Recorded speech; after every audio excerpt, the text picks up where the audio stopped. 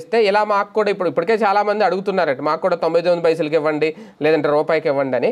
ఇంకా అలా ఇస్తే గానీ ఆంధ్ర వచ్చే పరిస్థితి ఉండదా ఇదే గనక అలవాటు అయిపోతే? ఇప్పుడు కొనుక్కొని రారా ఎవరు? మేము అట్లాగా హైదరాబాద్ లో ఇవ్వబట్టి వచ్చామంటారు.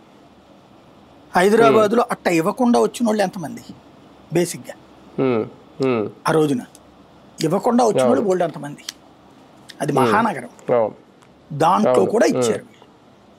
మరి కర్ణాటక చెన్నైలో అట్లా ఇవ్వట్లేదే, అయినా ఎందుకు వచ్చారు అక్కడికి?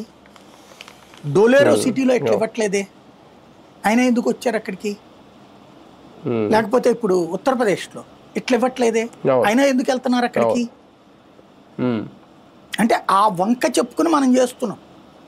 భారతదేశంలో ఎక్కడైనా ఇట్లా 99 పైసలకి ఇచ్చారు, ఇంక్లూడింగ్ ఉత్తరప్రదేశ్.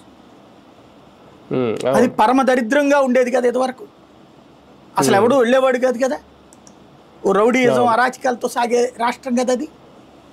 యోగి ఆదిత్యనాథ్ వచ్చాక దాన్ని సరి చేశాడు కదా, ల్యాండ్ ఆర్డర్ అయ్యి సెటరేట్ చేసి ఇప్పుడు ఇండస్ట్రీస్ వచ్చినాయి. ఎవరికన్నా ఇట్లా 99 పైసలకి ల్యాండ్ ఇచ్చారు అక్కడ? రియల్ ఎస్టేట్ వాడికి ఇచ్చాడు అసలు?